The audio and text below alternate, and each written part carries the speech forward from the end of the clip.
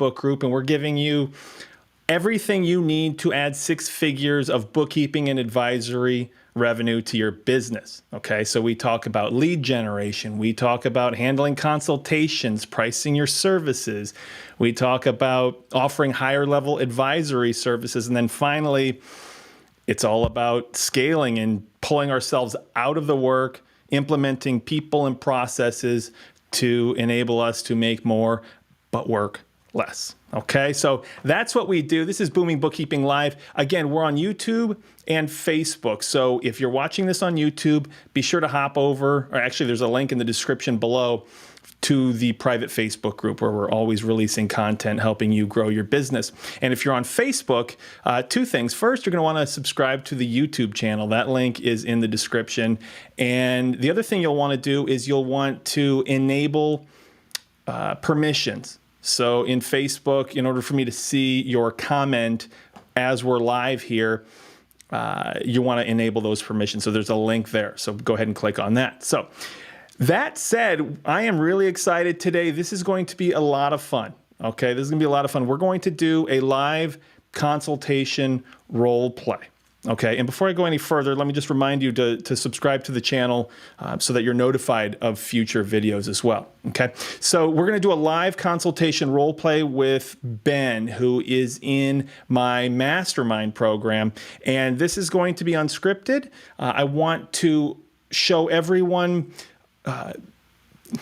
the best way to handle a consultation. Okay, there's a lot of different ways to handle it. This is what I've found works best to close more clients and at higher fees. Okay, so we're going to be walking through that whole outline. We're going to be doing a live consultation. I'm sure Ben is going to throw a couple of objections at me, things that we've heard on our consultations before.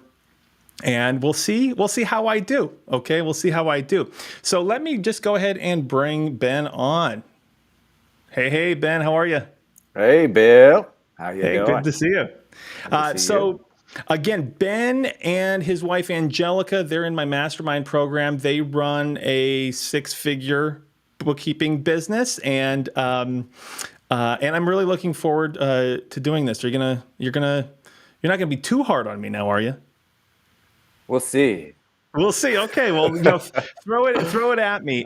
So here's what we're going to do. So I am, I've got my outline here, my outline that I'm going to follow. It's not a script. A script for a consultation just doesn't work. Okay. Every client's different and their needs are different. And you never know what they're going to say anyway. So a script is doesn't make any sense. That said, an outline is helpful in terms of guiding the conversation. Okay, so I'll be doing that. The next thing that you'll notice is that I'll be looking down every once in a while, not just for the outline, but because every consultation you do, and yes, it is pink, you should be taking notes. Okay, you're going to be asking a lot of questions to really determine sort of what's going on here, and we'll get into what that means in a little bit.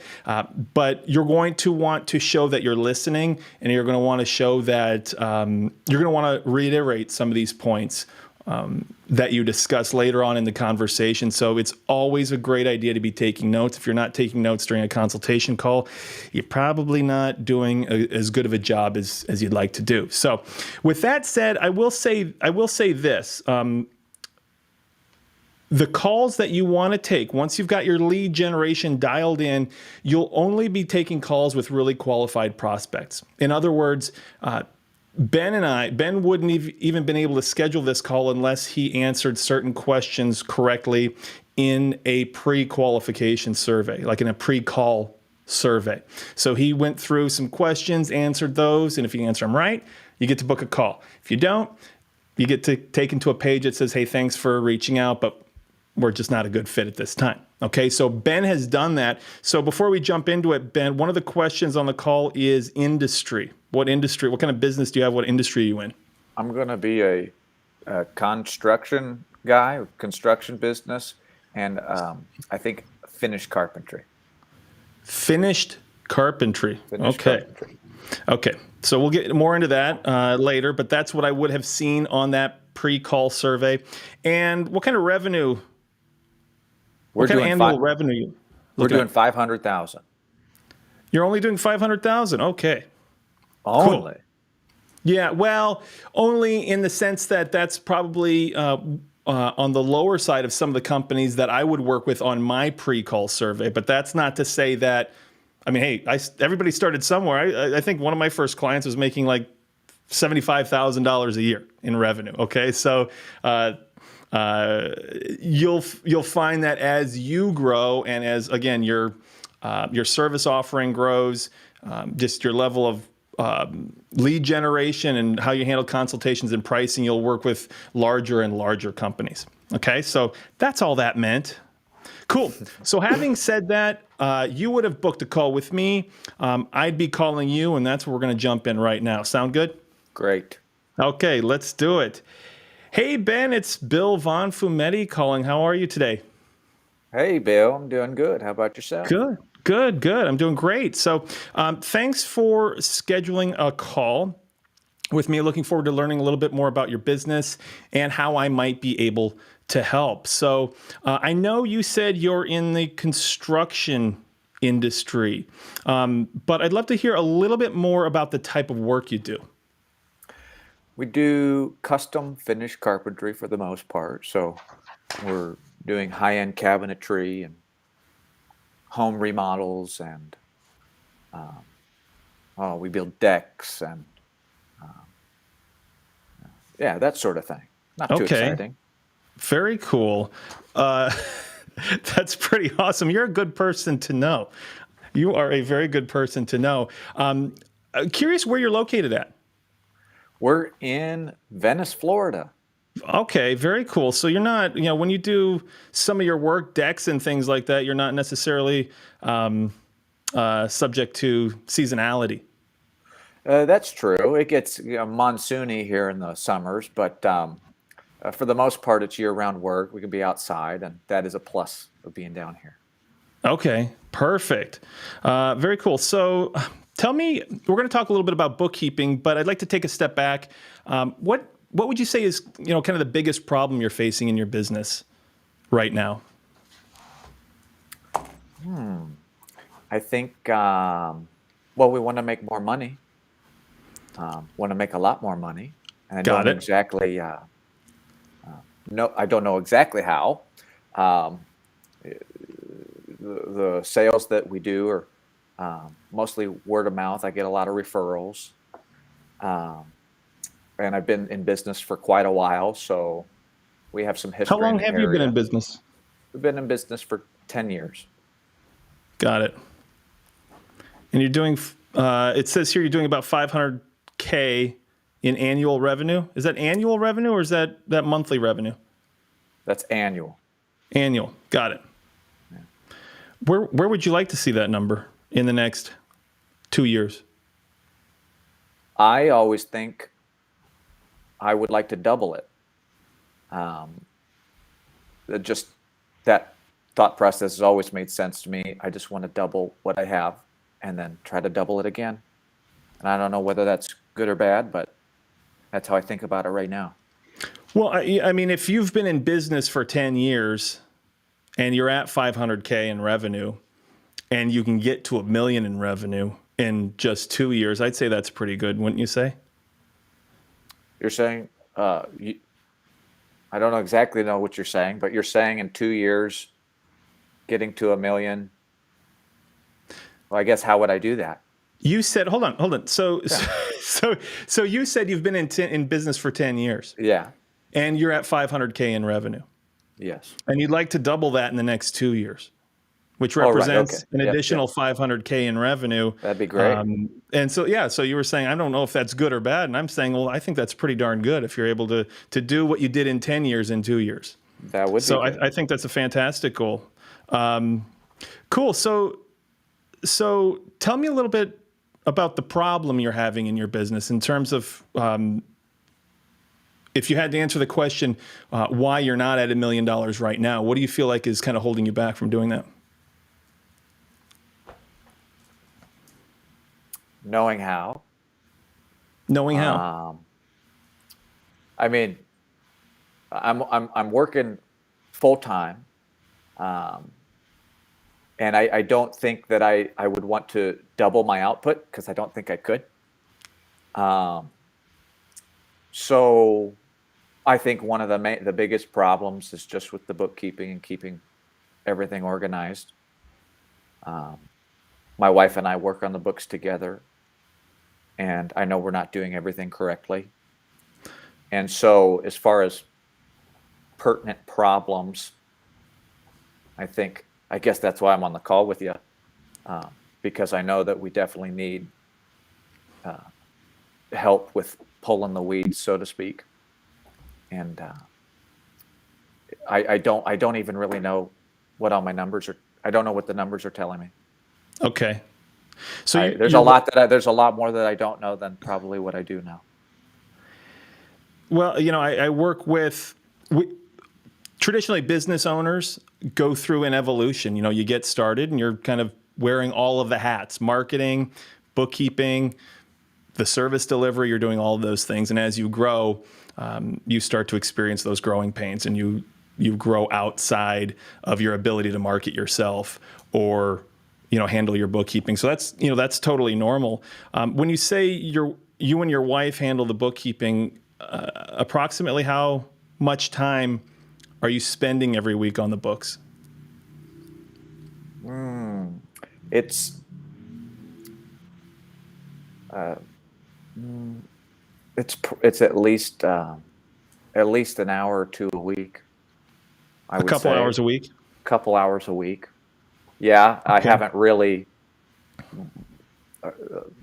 figured that number out, but Okay. good question. So about 2 hours a week, 8 hours a month. Sounds like about 96 hours a year. So about 100 hours a year you're spending on the books. Yeah, I guess that'd be correct. Both of you Combined. combined.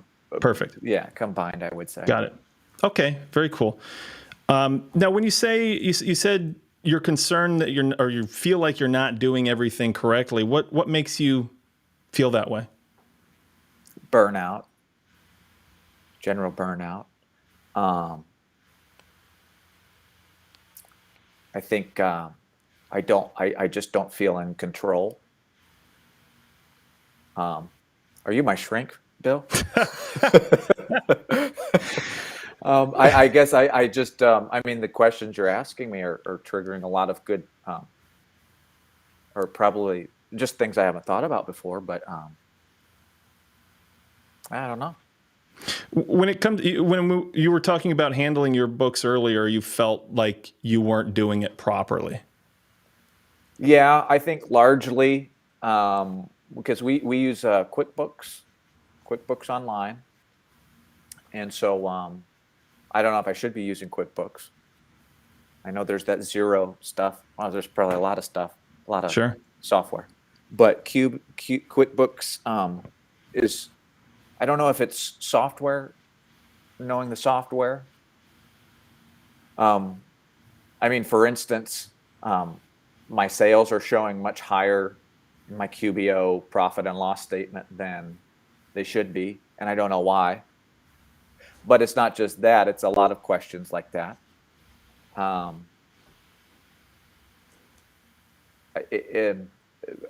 Yeah, I don't know why those things happen.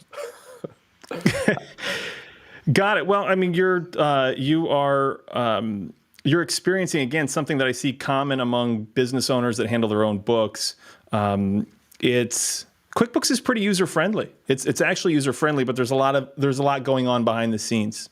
A lot of accounting principles and a deep knowledge of those types of things can really help you not only kind of maintain that solid foundation of financial knowledge, but then assist you in terms of making the best decisions for your business. So when you say the sales are higher on your P&L than what you know to be the case, that's common. Kind of double counting revenue like that is common among business owners that are trying to do it all. Okay, and so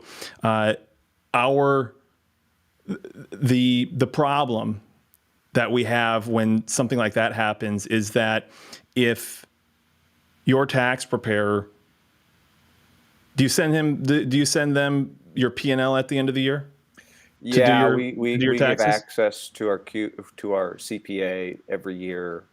Um, they advise on, I mean, I guess we don't talk with them that much, but yeah, they file our end of the year Okay. federal Ha- income have tax. they ever mentioned issues with your books or your revenue?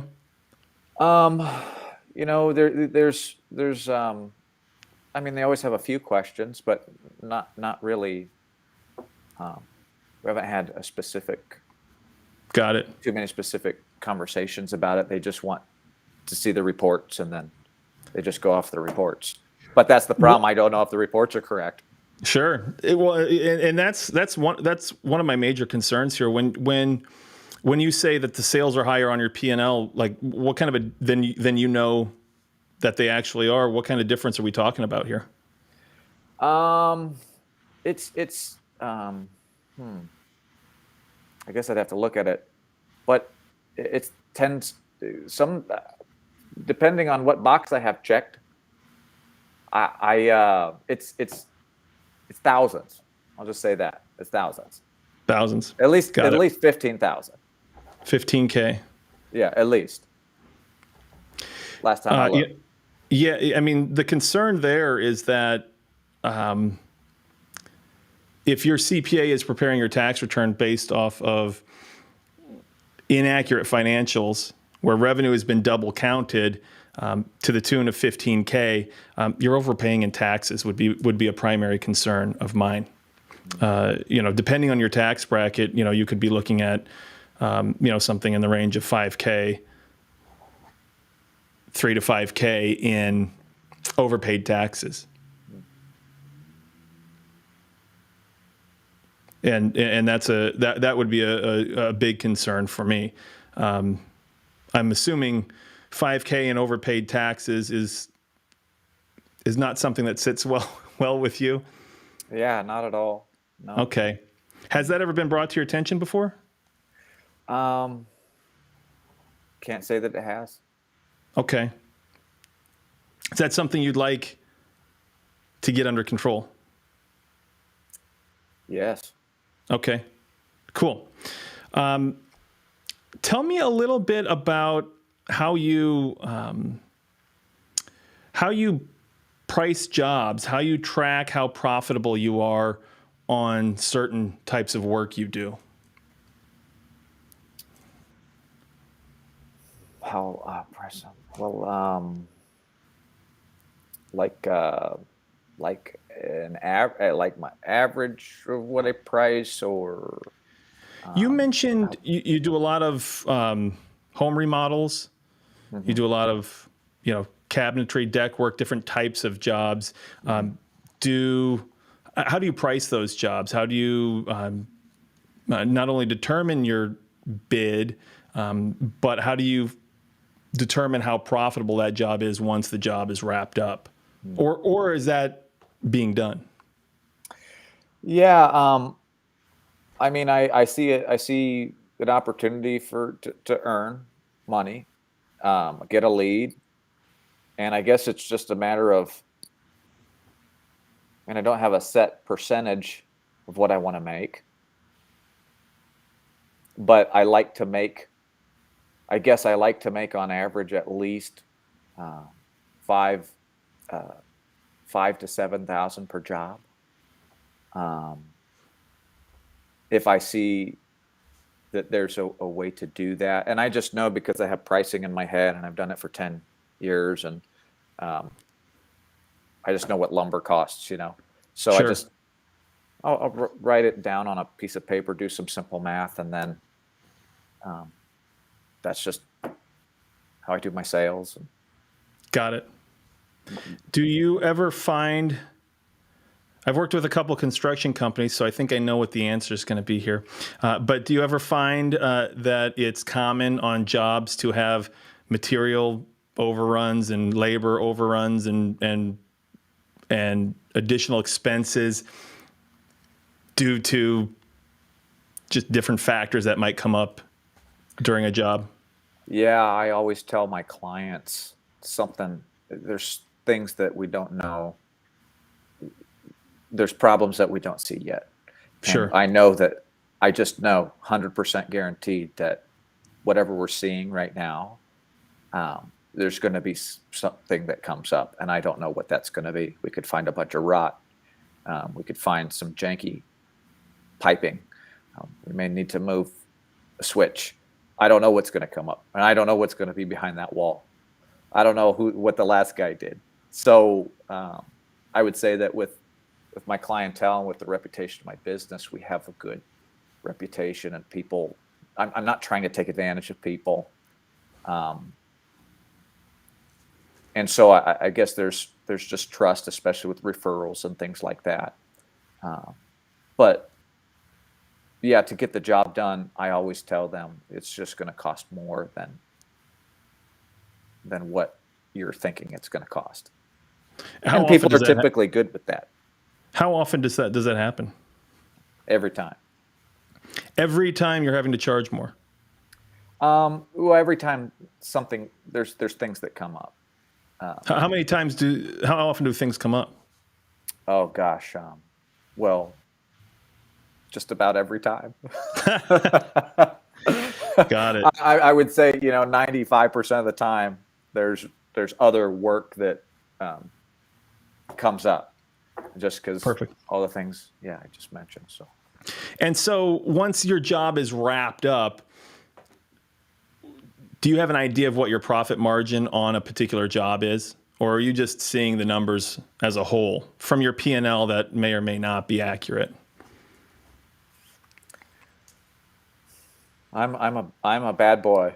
I don't know, Bill.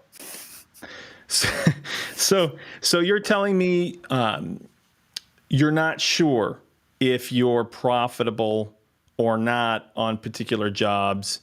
Oh no! And if so, by how much? Right. No, we're profitable. I basically take the cost of materials. Mostly I'm doing the work.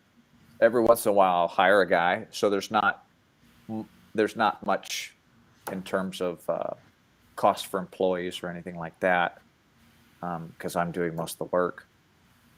But yeah, I mean, if it's typically, it just seems that it's in that 5 to 7K range at least that we're bringing home. But how do you? Yeah, how do you know it's 5 to 7K when all is said and done? Where's that being tracked at?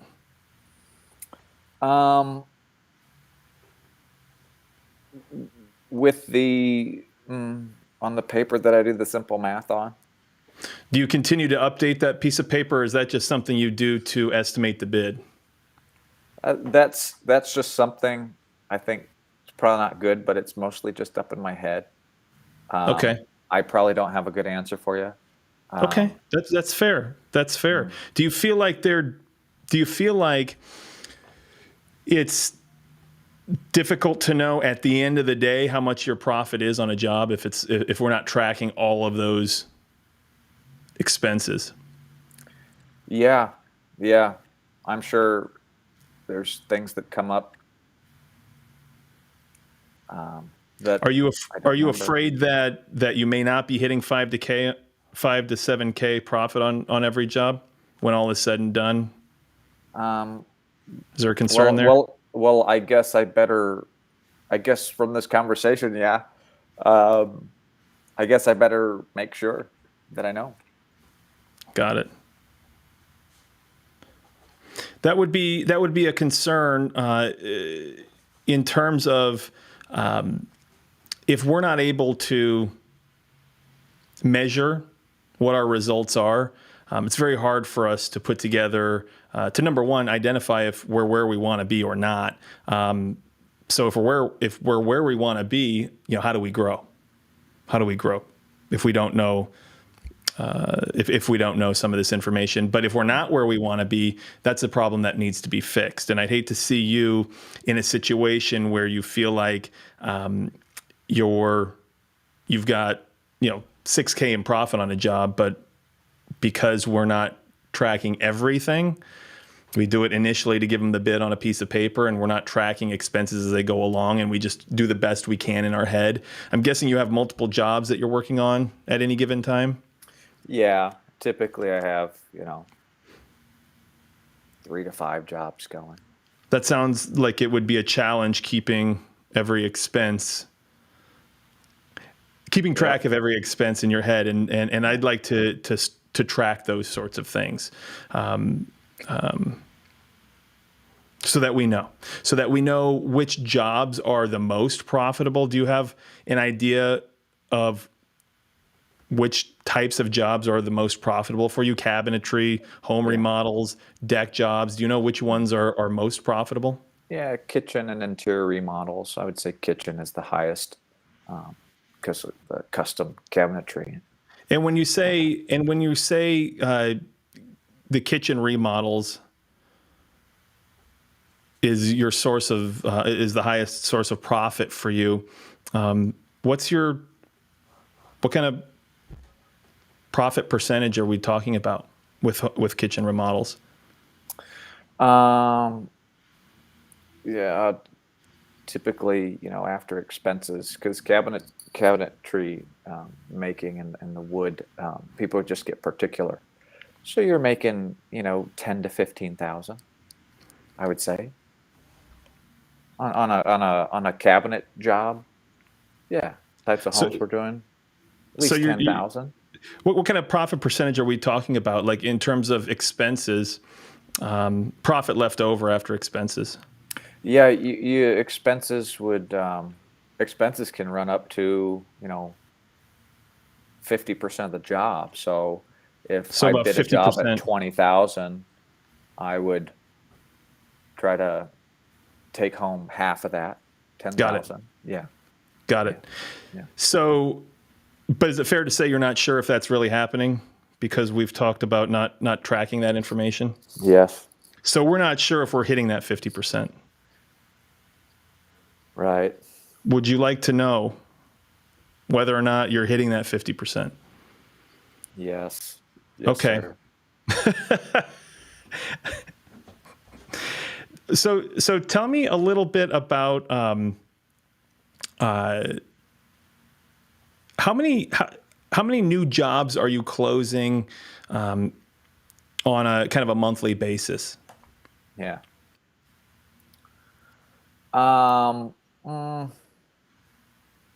Gosh, I don't know the average. I'd have to look. Last year, it seems we were around 80 jobs. And so if we did 500, whatever that'd be the average. So how many new clients are you closing every month, would you say, on average? You had about 80 clients last month? Or last year? Yeah, give or take, because some clients want more work. So you'll get 2 jobs from a client, or how that works. Sure. A ballpark. Let's say new clients, say 5 a month. 5 a month? 5 a month? 7 a Got month? it. 7 would probably be more accurate. Okay. 7 new clients a month. So I'm just doing a little quick math here,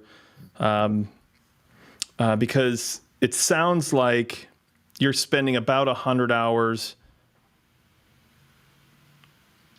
per year on your books. About 8 hours a month. Right. Which is a full day's worth of work. Yeah. Is that accurate? Yeah. Do you feel like how many new jobs do you feel like you could close with an extra 8 hours of time?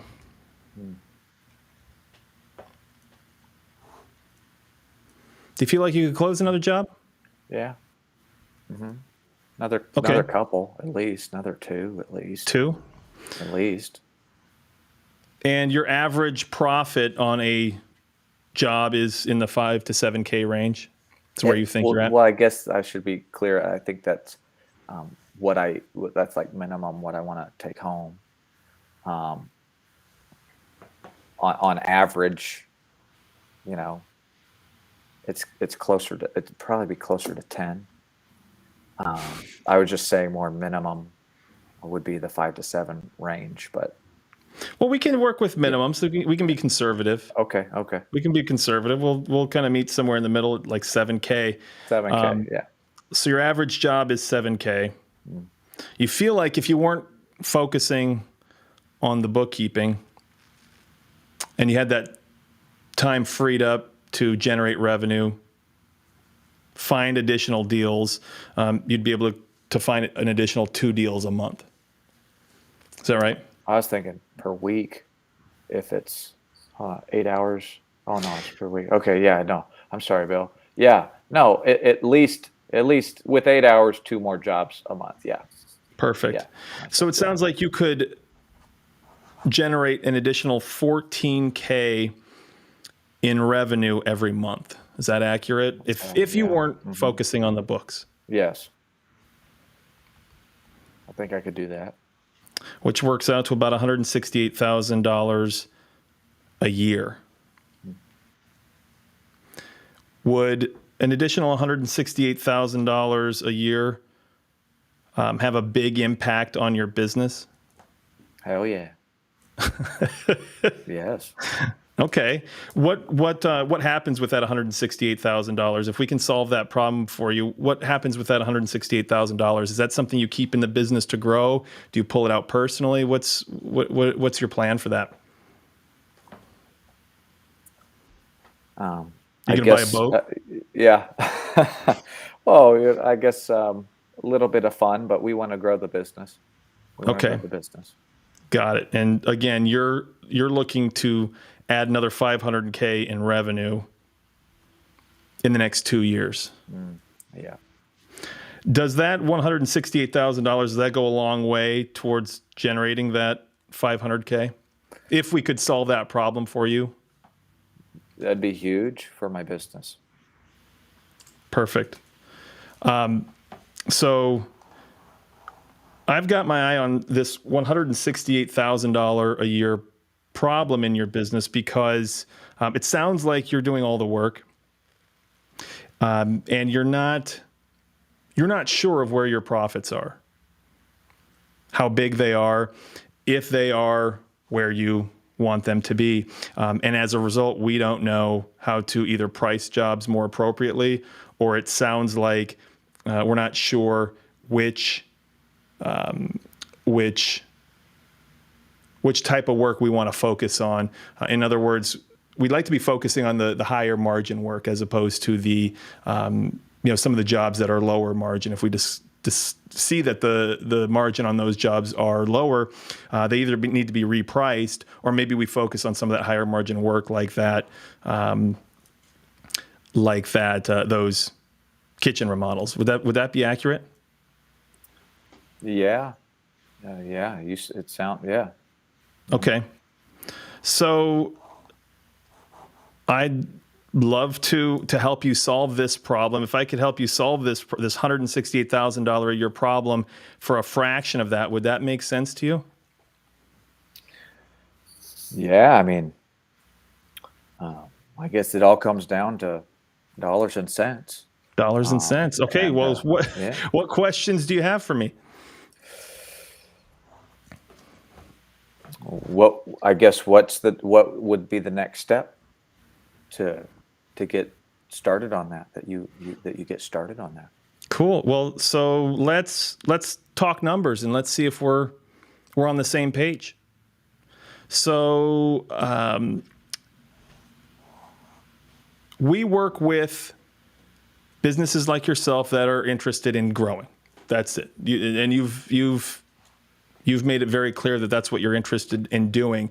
So we handle the bookkeeping, but then we also kind of partner with you in helping you helping generate the information that we need to help you grow your business, to advise you along the way. In other words, we're proactive in helping you capitalize on opportunities as we see them, and also helping you to kind of avoid threats. Threats being overpaying $5,000 a year on taxes, for example, kind of preventing those types of things from happening. So for us to do that, to generate that $168,000 and kind of partner with you, we're looking at something, and again, I'd like to take a look at your books to kind of see what they currently look like, what your current processes look like. But we're probably, for something like this, we're probably going to be in the, $3,000 to $4,000 a month range. How does that sound?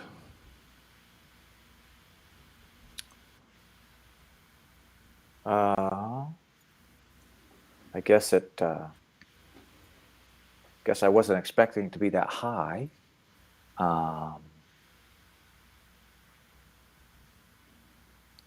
Just 3 to 4K a month. There's other bookkeepers I know that I've seen. Why would yours just seems a little high? Okay. But I don't want to offend you, Bill. But I wasn't expecting it to be that high. But okay, what were your expectations? Let's talk about your expectations a little bit. You've spoken to some other bookkeepers, you said? I have not necessarily spoken to them, but just in glancing through some pricing and minimal Googling, the average price would be, much lower that I would see. But you're talking about advisory. Can you fill me in? Can you talk a little more about that, the advisory stuff? Because obviously that's not just bookkeeping. You're talking about projecting just fill me in on more of that. Sure. Yeah, absolutely. So what I'm guessing you've seen, it sounds like you've done a little looking at pricing and pricing for bookkeeping services on Google. Is that accurate? Yeah. Would it be fair to say that? But you've had no conversations with any bookkeepers? No. Okay. Would it be fair to say that the information you saw was, just kind of your basic bookkeeping, as opposed to helping you solve the $168,000 problem that we've talked about with your business? Right. Yeah. You're that's correct. It would be. The bookkeepers I've seen, it would probably, it would be more basic bookkeeping. Yeah.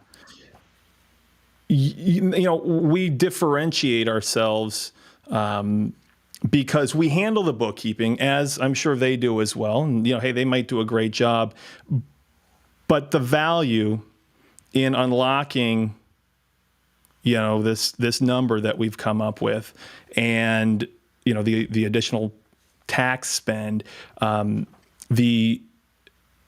we do that is that we make sure that bookkeeping foundation is solid, but then we sit down with you. What we're going to do is we're going to sit down with you and we're going to develop some goals. We're going to set some goals for your business. It sounds like you want to be at $1 million in 2 years. You want to add another $500,000 a year in revenue, which is a big goal. That's a big goal. That's a big effort.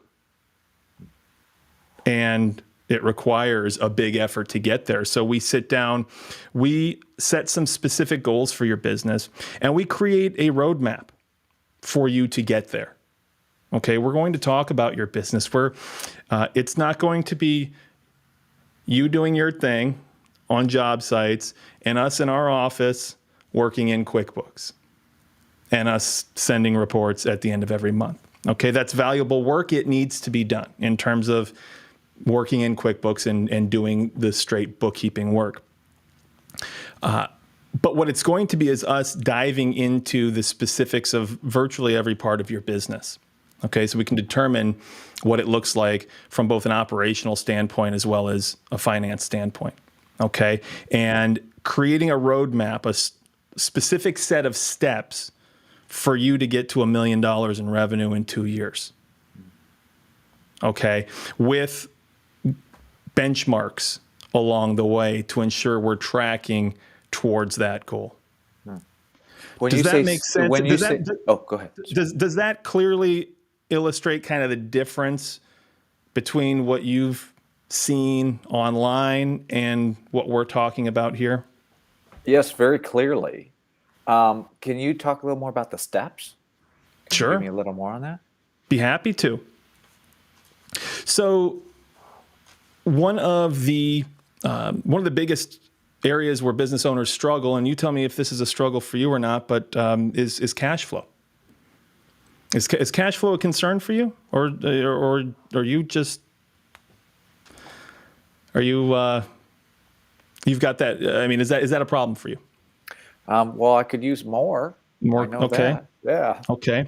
When it comes to cash flow, it's we're going to help you increase that, not just to say, hey, we've got more cash lying around, and I'm just going to pull it out of the business. We're going to help you both pull it out of the business, but determine how to expand cash reserves and plan for future expansion. Because if you're at 500K now with yourself and one other person, to get to $1 million, you're probably going to need to add some staff. Yeah. So we're talking about additional labor costs that need to be planned for. And we can, like you said, you don't want to grind twice as hard. You have only so many hours in the day. So what we want to do is we're going to have that additional staff. But we have to have the cash reserves on hand to support that. And in order to have the cash reserves on hand to support that, we've got to start planning now for that to happen in the next 6 to 12 months. Does that make sense? Yes. So we're going to forecast cash. We're going to forecast revenue and your expenses. Essentially that P&L that you're familiar with, we're going to forecast that. And then we are going to, again, we're going to dive pretty deep into your business, and we're going to find out what's working, what's not, and by how much. And we're going to put together a specific set of steps for us to solve those problems and kind of help you get to where you want to be. So we're going to focus on cash flow. We're also going to run a bunch of scenarios. If you hire, does it make sense to hire a part-time person now?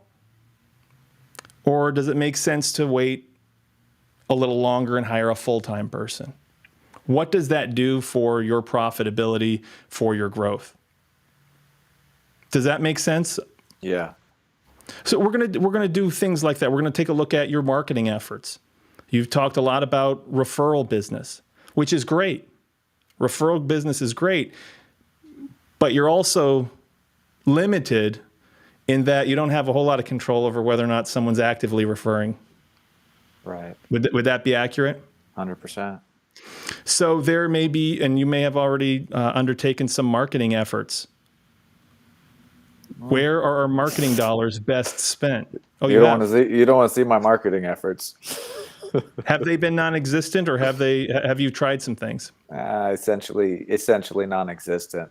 I don't want to put myself down too hard, but don't look at my Facebook profile. Got it. Yeah.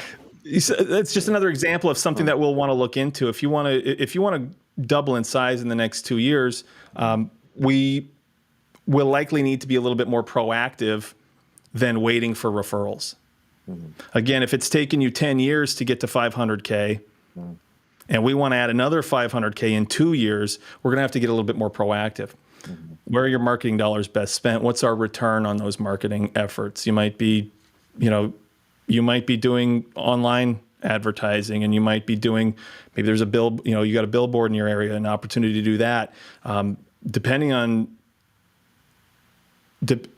what marketing strategies we're using, we're going to want to track the return on those efforts. When we close clients, when we sign new work, where are those people coming from?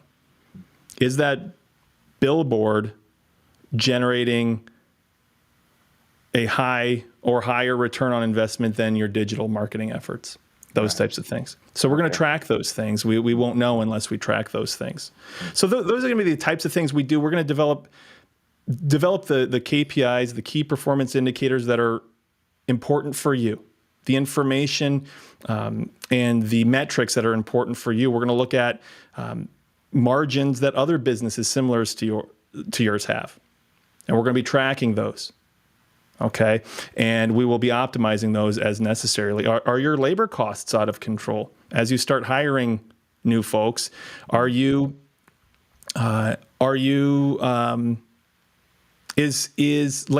costs being out of control getting out of control because you are you're paying overtime when it might make sense to bring on another employee, so that you're not paying time and a half or double time. So those are the types of things that we will, again, put a specific kind of plan of action in place for you, and then hold you accountable and work with you so that we're hitting those smaller goals along the way. Does that make sense? Yeah, sounds great. Cool. So does this make sense to you? Yes. It's exciting. Would you like to move forward? Yes, I'm going to be honest, say that for the high end seems high to me. I hope my wife's good with it. But I know we need to, yes, I'll just cut it short. Yes, I'd love to see a proposal. Okay, here's what we'll do. So I am going to go ahead and draft an engagement letter. Okay, and I'll include everything we've discussed here today. And what I'd like to do, obviously, I'd like to get access to your books so I can take a look at what's kind of happening right now in those books. Because again, this fee is going to vary based on several different factors. So I'd like to do that. I will send you a link that shows you how to add me as an accountant user, so I can take a look at your books. I will shoot an engagement letter over to you by the end of the day today. And I'd like to schedule a time. Let's see, it's Wednesday. Do you have time on Friday morning to review everything? Yes. For a phone call?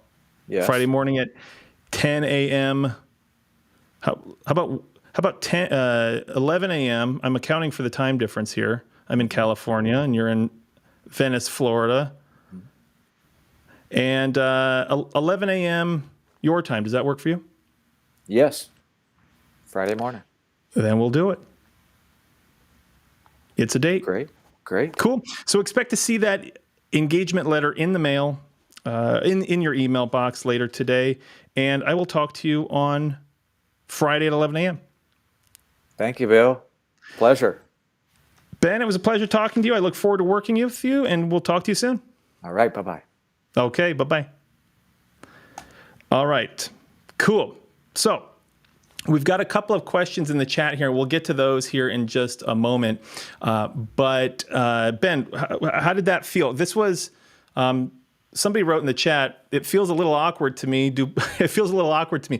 Well, this was unscripted, so I'm not surprised.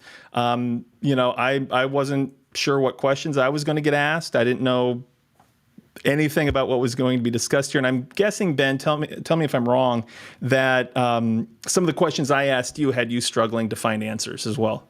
Yes, 100%. Yeah, it's.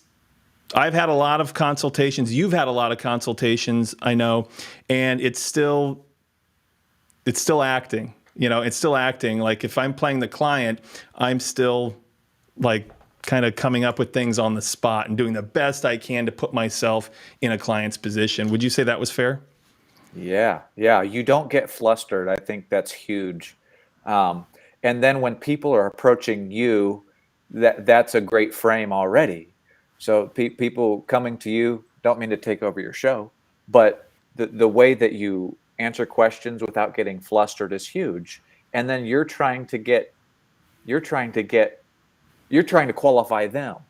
You're trying to qualify me. I'm not just qualifying you. And that was huge for me with consultations. Got it. Yeah, it is a the pre-call qualification is big because again, these are people that are reaching out for help. They have a problem. So it's less of a cold call in terms of me trying to sell you my services and more of determining, does this person have a big enough problem for me to solve? What are the problems in their business? You know, if you come to me and you're, you know, you not doing a lot of revenue, and you just don't have a whole lot of clients, there might not be a lot for me to do there, and that just might not be a good fit for me. So, to Heidi's comment, she wrote, "It feels a little awkward to me. Do prospects ever get frustrated and say, let's get to the bookkeeping and the price?" Not clients who I've put through or who you've put through that qualification. Okay, these are people who genuinely have problems, and they want the biggest value they can get. They want to have their problems solved, as opposed to shopping around for bookkeepers. For some of your organic marketing efforts like ProAdvisor or Google My Business or word of mouth, people like that, they might be shopping for price. And so I might I don't really get a lot of calls. It's mostly like emails off the ProAdvisor site, but I can quickly determine which ones are kind of price shopping and which ones have a genuine interest in having like a problem. They have a serious problem in their business that they want solved. If I'm able to direct them to that pre-call qualification survey, that clears most of those people out. So I don't end up getting on the phone with people who are saying, look, how much is it? They are people who will appreciate me running through all of these things and taking the time to really understand their business. I talked a little bit about this on the live last week, but we trust doctors so much because they take the time to really understand what's wrong with us. They're going to ask us a lot of questions. They're going to do a lot of tests. Right. And that process helps instill trust in them. And so that's what we're doing here. The longer, and this is won or lost. These are won or lost, these consultations, on how long we stay in this diagnosis phase. The more time we take to find out what their real problems are, the more we're flipping those switches like you talked about, Ben, that made you feel like I was qualifying you, and that made you want to work with me, or it made you feel like, hey, this guy's more of a partner as opposed to a bookkeeper. Right. It's unexpected. The questions you ask are unexpected because you're not going to get them from the average bookkeeper. Right. Exactly. Right. And that's why, it's, hey, I've talked to other bookkeepers. They say it's, like they were nowhere near this. And it's like, well, is it fair to say that your conversations with them didn't focus on these things, didn't uncover some of these problems that you have in your business?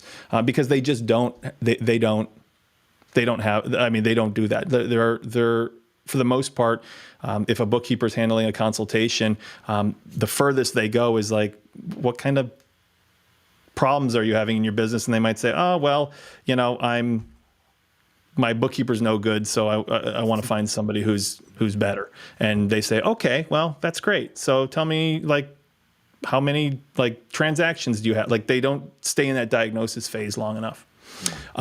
So Heidi, that's not to say I don't get on the phone with somebody who says, hey, yeah, and they would just want to fast forward to it. And again, if you're coming from a place of like, look, I want to find out if I can even help this person, then the response is like, hey, if my concern is that it sounds like cost is going to be the driving factor for you, or the most important factor for you. And hey, that's okay. That's totally okay. But if cost is the most important factor for you, you might want to hop on like a site like Upwork or a site like that, and you might be able to find somebody really, really great and really cheap up there. But I'm probably not the person to help you out. That's great. Because I'm going to help you out in all these other ways. If you're looking for a partner that kind of wants to set goals and walk you through things, then let's talk. But otherwise, if cost is going to be the driving factor in you making your decision, you might just be better off going to somewhere like Upwork. And if you find somebody that's awesome, that doesn't charge a whole lot, let me know, because I've got a lot of work I can refer out to them. Cool. Let me, I'll go through the rest of the comments here. You don't have to stick around for this, Ben, but okay. I really appreciate you jumping on and being willing to do this for me. I know I asked you a bunch of questions and, that you weren't ready for, but it's, we're both doing as best we can given the circumstances. Well, it was a pleasure, Bill, and I hope I channeled a construction and finished carpenter well. You did well. All Appreciate right. it, Ben. We'll talk to you real soon. Thanks, Bill. Later. Okay. Bye-bye. All right, cool. So let me just answer a couple questions in the chat here. So feel free to comment below this here. Let's see. Heidi says, also, as far as all of the business growing services you are mentioning, do you cover how to provide those advisory services in the class? I cover those in my mastermind. Okay, I will be coming out with a separate program that offers just that advisory, how to deliver those advisory services. That'll be coming out within the next month or so, and you can buy that kind of separately. Otherwise, it's included in like my mastermind program for people who are ready for that. Let's see. Marie says, I am with you, Heidi, on that. If I don't know what that's in regard to. If you name your business bookkeeping services, then maybe your business label could be undercutting the services you offer. Potentially. I will say this, Marie, when it comes to business names, I like not to get too hung up on those. I really like to focus on communicating the specific value that clients see from me. For example, if I'm able to be active on LinkedIn or in Facebook groups or in Facebook ads, I'm really going to be able to be talking about the solutions to a lot of these problems that business owners have. And so my business name is really going to be irrelevant. Now, if you're talking about Google My Business, for example, where somebody types in bookkeeper, then yeah, I mean, maybe it would help to have bookkeeping in your title.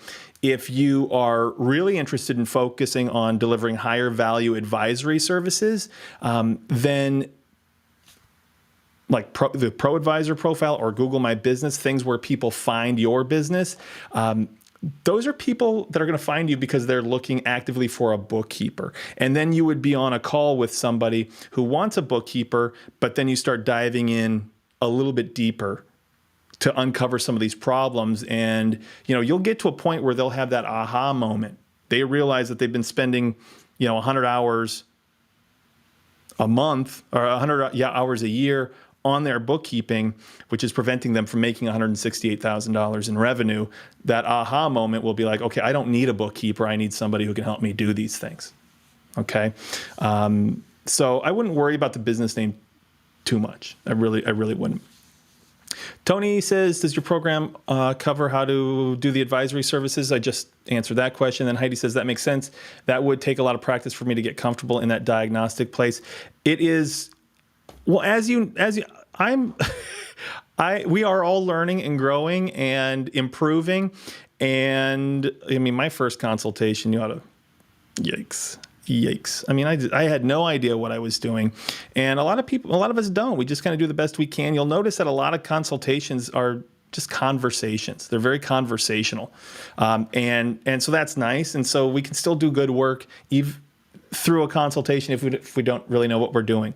Just by kind of being an ear and asking a couple of basic questions, we can do a good job. But the more you can practice doing things like this, the better you'll get. I'm not finished evolving.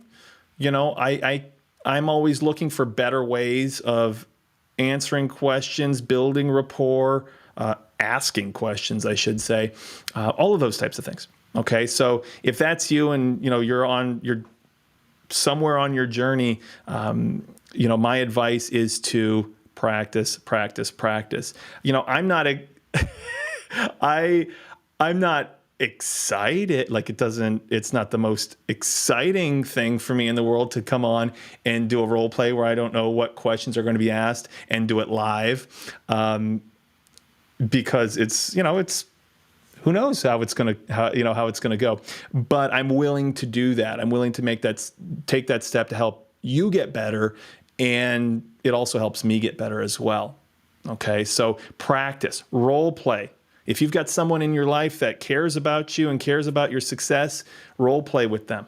Okay, get an outline, whatever it is, whether it's the outline we use or the something you've come up with on your own.